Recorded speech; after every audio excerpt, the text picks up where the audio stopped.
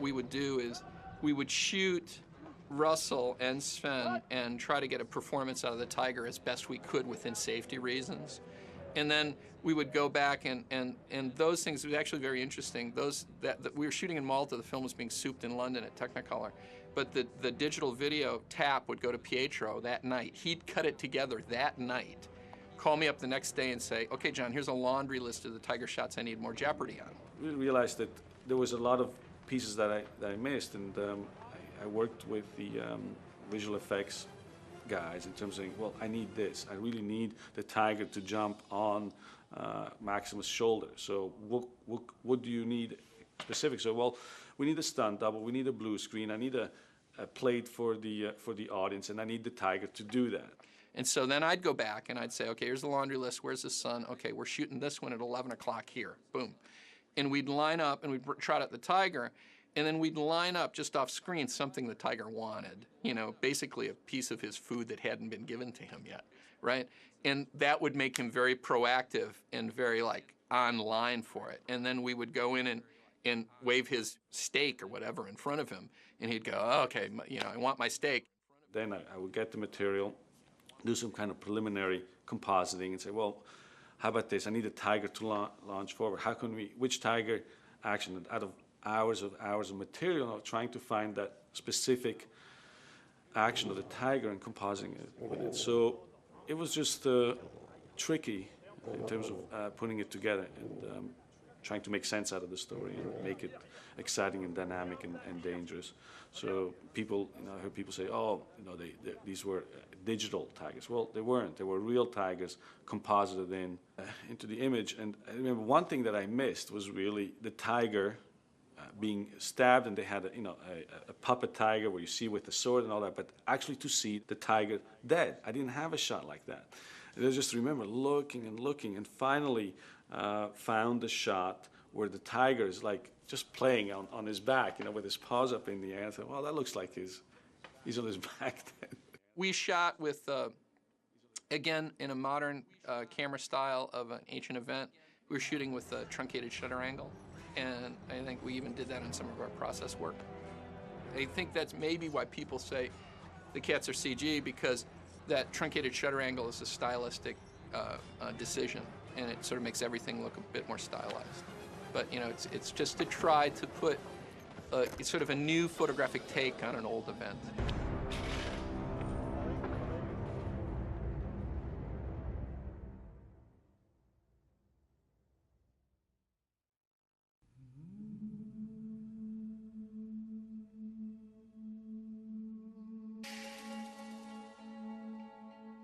One of our most successful bits of casting was Oliver Reed, because from the original design of Proximo, he had to create a character who willingly sent people to their death. You know, these gladiators worked for him. He had no problems with dispatching them in to fight and die under whatever circumstances would make him a few bucks. So we hired Oliver Reed, and from very early on, he had a charisma that made you forgive him. He's a little bit, has that sort of Jack Nicholson thing where he can do bad things and you still think he's cool. Well, Ollie, I'd met years ago. I don't think he even remembered, actually. I don't know that he was that busy at the particular point that I called him up. My agent phoned me up, as they do, and said, Ridley Scott would like you in a movie. They're going to send you the script. And so I opened the bag when it came through the door, and the first thing that slipped out was the sending of this script does not constitute an offer.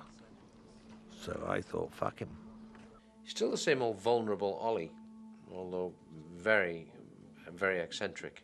And then my agent phoned up and said he would like you to read for him. And I thought, I don't read for people. If he wants to see my work, he can see it.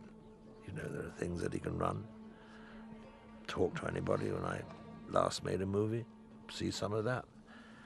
And then I thought again, and I thought, well, if he really does want me to read for him, then I can get a free ticket to London, and I can go and see a show and things like that.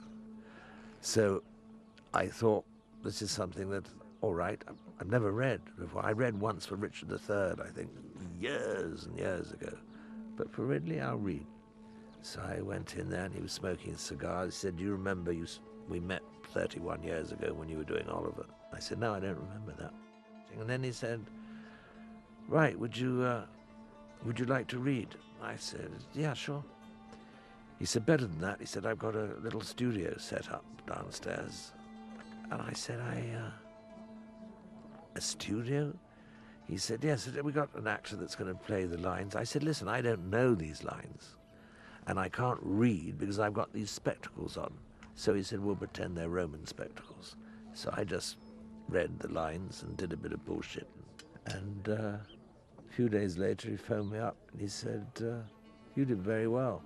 The Emperor knows too much. And as for me, it's too dangerous. What was thought to be a great idea, they loved him. Absolutely loved him, loved his screen presence, right? Very fantastic, fantastically powerful screen presence. I always thought that Ridley's favorite character was Proxima.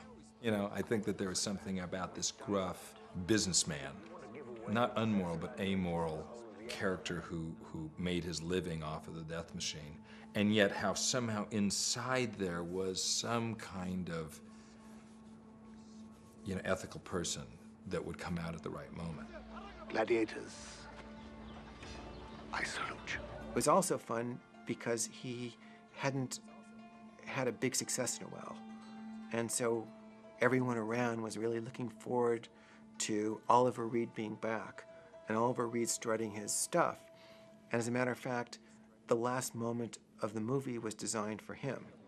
Oliver Reed was an absolute joy to work with. He was very silent, very calm, and very studied before his performances. He would christen his costume. He called his skinny trousers his Bambis, because that's how they made his legs look. And he christened his cream jellaba his Wendy, because it looked like Wendy's nightshirt from Peter Pan. He's absolutely wonderful. He's got all the right frocks on. And when I go to Rome, I shave a bit and clip up a bit more and can show off to my friends. Yeah, he's a wonderful character. I reckon that he's one of the best in the film. But then, you know, if you get involved in something as big as this, you've got to believe that your character can compete with it, because there's a hell of a lot going on around. Richard Harris used to joke to me saying, you know, he said, our generation means Richard Burton and, as you would call them in those days, the shit kickers. Plenty of drinking, millions of cigarettes, lots of brandy. They'd start in the morning, you know, and that was part, I think in those days it was perceived as being the romantic part of doing the job. I suppose I began to get myself a reputation of being a bit of a Richard Harris and a bit of a Richard Burton and a bit of a Peter O'Toole. But they were the senior ones, and I was, you know, still sitting watching the game of cricket when they were in the pavilion batting.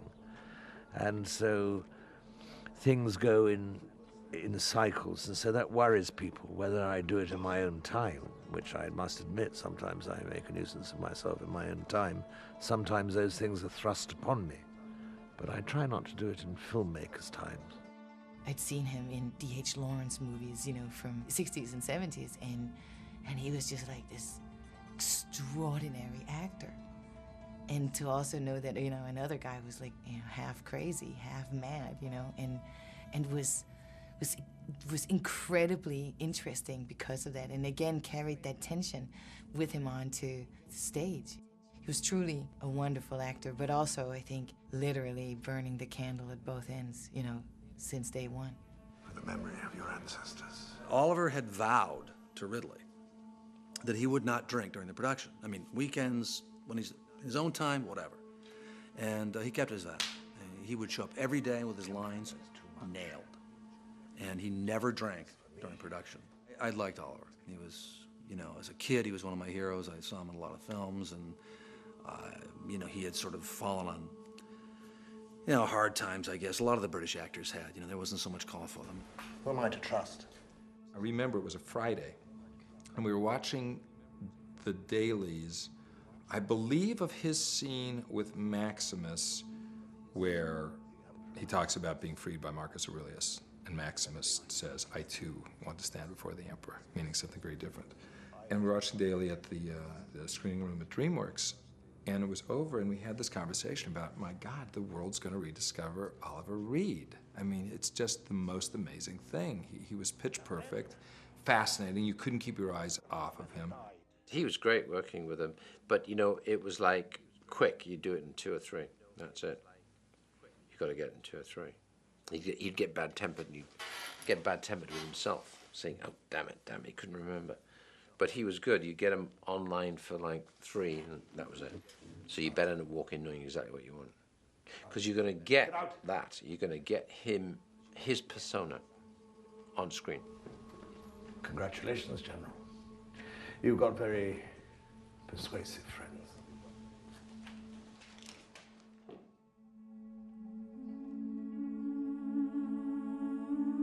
I think it was a Sunday morning, and I was out checking something. I'd been on the road looking for some location, I think, and they said that I've got a big problem, you got to come back. I woke up and I got ready to go to work, 6 in the morning, Monday morning, and there's a picture of Oliver on them with the Maltese talking head newscaster saying something. I said, oh, that's interesting.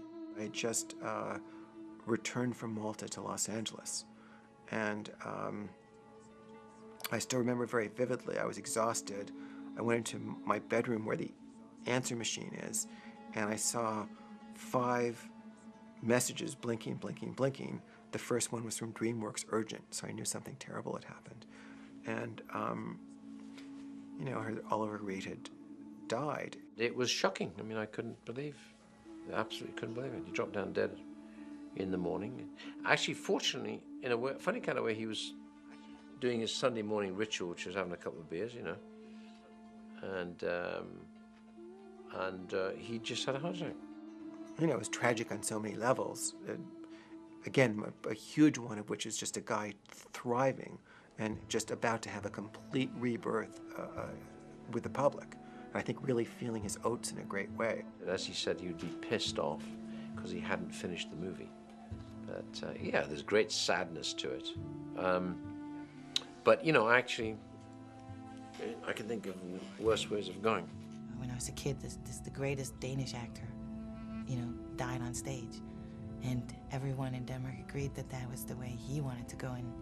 And is there any better way for an actor to go than being in the middle of what they love doing? When he died, there were 2 effects. One, it was a real tragedy, obviously. I was back in the States. I heard about it. I couldn't believe it. I just left Malta, in Valletta, where he had died in Valletta. And my son, who was, I think, 10 or 8 at the time, loved him because he looked like Santa Claus, and he just loved Oliver. That was rough for him. And there were 2 choices, pragmatically. One is to hit the insurance company up to reshoot everything he did. And the other was to try to get through, and there's actually an ironic twist here. The irony is one of the things that was left over from the script that I didn't like, not from one of the drafts that I did not like, was that Oliver lived. So everything had defaulted to basically what you saw in the movie, except they still had Oliver living, which made no sense to me at all. What's this guy going to do? He's one of the great tragic heroes of this movie. So when he died, they defaulted back to him dying too, because they did not have really the capability of having him continue on in the movie. I knew he died because 2 hours after he died, I was on a plane back to Malta. I had signed off. I thought I was finished. And there was still 3 weeks shooting to go. And finally my work was over, and I'd come home and my family was embracing me, and the phone rang, and it was Doug, to say, I'm very sorry to say that Oliver has just died, and the whole ending is screwed. And we've got to create a completely new ending. Get on a plane. Walter Parks and I headed back to Malta. We had Bill, who lives in London, meet us there. Went from the airport at Malta straight to the cutting room, where Pietro had pulled out all the outtakes that had Oliver in it. Your first reaction is kind of a human reaction, because he was a lovely man, and you saw this artist kind of coming back into the fold. But really quickly, you then start thinking about, oh my God, what does this mean to the movie? And you start trying to do the math, because you're thinking, well, wait a minute, we haven't finished him. In fact, there's a key story moment that we haven't done yet, that we actually don't have a way to get Maximus out of the prison. The only time I thought I saw Ridley Scott really look vulnerable was when we sat in the meeting with the insurance adjuster, And one of the possibilities was to basically go back to Morocco and go back through most of what we had shot with another actor. The insurance company would have had to eat some extraordinary sum, like $26 million. But who knew if we could even get the hotels, rebuild the locations. And, you kind of pace yourself on a big movie. The idea of sort of doing a huge portion of it again is just unbearable. And another option was there some way to complete Oliver Reed's performance? What are we going to do? I mean, Oliver Reed just created a fantastic character. We all loved him, we all loved the presence, from the first time we see him in Morocco. He died 3 weeks before the end of principal photography, and now we're still missing some scenes in terms of, resolving or closing this character's storyline. There was one particular story problem. In the script, Maximus went to Proximo and basically said, will you help me get out? And he says, why should I help you? Why do I want to bring down confidence? He makes me rich. And he basically says, no, I'm not going to help you. There was then a subsequent scene or two in which they had another encounter where he then did convince Proximo, Oliver Reed's character, to help him. And that scene had never been shot. I remembered that there was this great shot of Oliver Reed watching, the tail end of his shot, watching Maximus leave the room, just kind of looking at him like this. So I thought, if we were to go back and shoot another bit of Maximus and gave him a line that connected to Proximo's past, the story that he in fact had once stood before Marcus Aurelius and in fact had gotten his freedom from him. So we came up with a line. You killed the man who set you free. The magic of film is such is that after that line, if you cut back to the reaction shot of Ollie's, where he's just looking at him, it changes everything. You read his reaction shot as, oh my God, that's right. And suddenly you open up the possibility that he will now do the right thing. If a main character dies, he has to be seen to die. You can't have him, people say, oh, by the way, he's dead now. So we had to sit down and actually work through it, saying, well, if he's actually assassinated, then we can see him do this last act of generosity and give the keys to Russell to get him out. We need to somehow for this character to redeem himself. Yes, he's a rascal, he's a businessman, he thinks for his own well-being before anybody else, but at least we wanted to have him beat with some redeeming quality for him. But he was still a cynic at the point that he died. So we had to build a completely new sequence in which he did a noble act. But how do we do that? Do we just use a double? Well, you can't have a whole scene just with a double. You can have a double just passing the frame. I'd love to say that that I figured it all out, but by the time I got there, really, Pietro had figured it all out. And he just turned to me and said, John, I just need to know if we can do this. We said, well, we can't just use double. Maybe we can use double for certain parts of recreating certain scenes. What about using Proximo? Could we do that? Could we steal shots?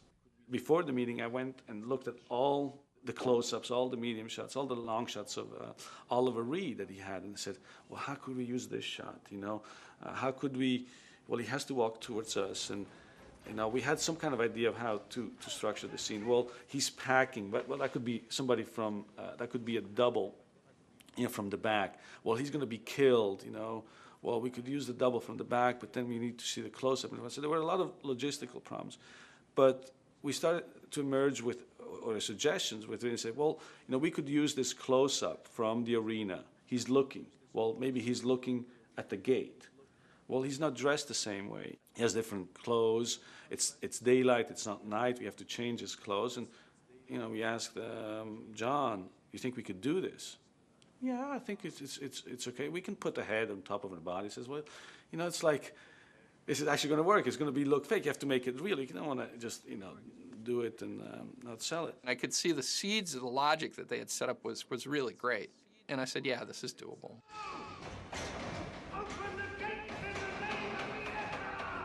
When the guy walks across the compound, we even had to do some sleeving of of the double walking and putting Oliver's head and neck inside that. And the hardest thing was certainly doing the facial hair because he had shaved. You know, he had a full beard in the other scenes and he had shaved early, so he had to do some patching of skin and whatnot.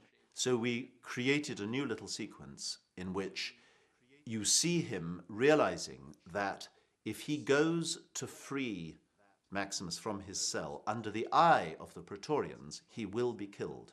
We use Oliver Reed, you know, as a close-up handing it to him. But he says, you know, but we have to have him say something. What could he say? I mean, it's like to have a scene, right? So we looked back in one scene in the bedroom where Proximo goes to Maximus and he says, you know, you win the crowd and you'll win your freedom. So he said, well, the key word there is freedom. I could use just the freedom, right, part of it. But we could have a different sentence over his back, which could be the double, saying, you've won your freedom, and hands him the keys. You know, close up, a double, handing him the keys. Oh, yeah, that would be good. But, you know, his beard is different. We have to shave his beard digitally. Because his beard was different, we actually changed his facial hair, put him into new scenes that we shot when we shot the actual scene with Russell, which were just blank backgrounds. And on the overs, we shot those with a double, you know, talking to Russell. Everything is prepared. And really had me down on the set, and we were shooting the scene. You know, he says, "Well, you know exactly what composite. You know, just come by, just in case." So Russell was looking at that, and he says, "Well, over the shoulder. He's going to talk from a different take. Let me see that take." You know, so we showed it to Russell, and Russell, so he's going to say freedom. Yeah, I guess, but just to lean forward on the line. Yeah, I don't think you need to. I think because we'll do that on you, right? You could have a little acknowledgement of that lean, like come forward about to make that little move half an inch. Okay. This is also collaboration. He says, "Well, shouldn't I say something to him? You know, I mean, it's like." And we said, "Yeah, sure. What do you want to say to him? You know?" I said, "I don't know." So, well, it came up on the spot. You know, are you in danger of becoming a good man? And I said, "Yeah, that's good. That could work." It seems you've won your freedom. Proxima, are you in danger of becoming a good man? But how do we end the scene? You know, if you say that, I still need a reaction shot of Oliver Reed. So we went back to the take, to the daily, of where he said the line "freedom," and we saw that as he exits the camera, he goes, "Ha." That's it. That's perfect. We could use that as the button at the end of the scene. And so, with everybody's collaboration, we created a scene. Are you in danger of becoming a good man? He then walks away. Then he has to be killed.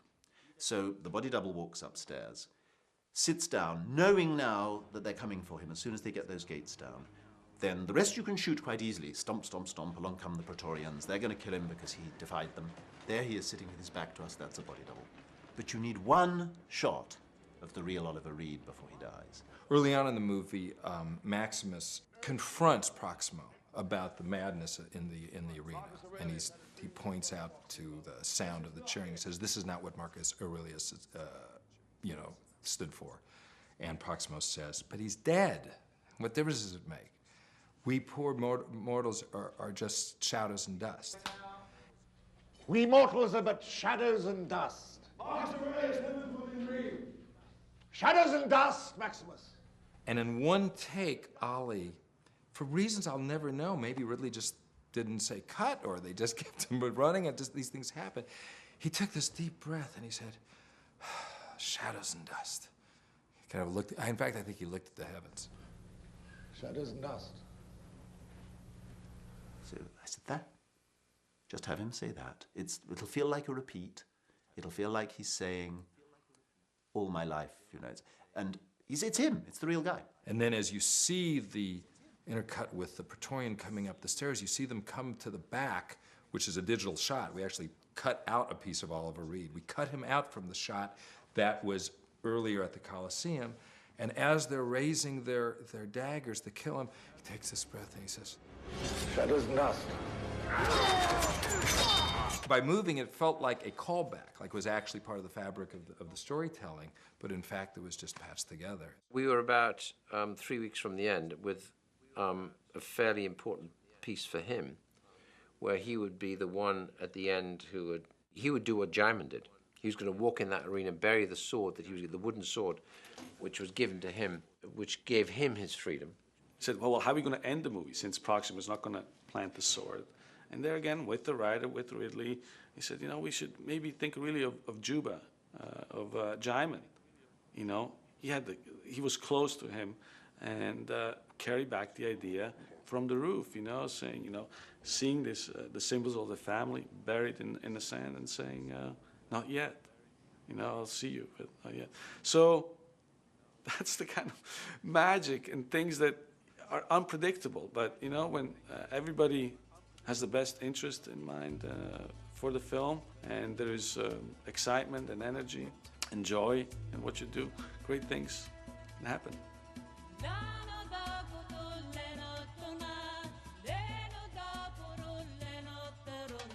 I think Ridley wanted to maintain everything that Oliver had already done, because it was so good that he didn't want to have to throw it away and do somebody else. We kind of resurrected him and stayed true to his character. And we didn't do any, fancy tricks except, say, is it ethically correct to digitally recreate the scene? I mean, it's like, it is him. He just said it somewhere else, but with anything in film, if it's the image, if it's the sound, I mean, you do manipulate. All we were doing is completing great performance that Oliver had given. I just think he was having a ball when he went out. And I kind of thought about that. And so I was really sad and shocked, but I also felt somehow that that's exactly what he would have wanted. He enjoyed his work, obviously, loved to get himself together. Could never get inside his head, actually. He was very kind of private in that respect. He was what he was, and he did what he did, and that was it.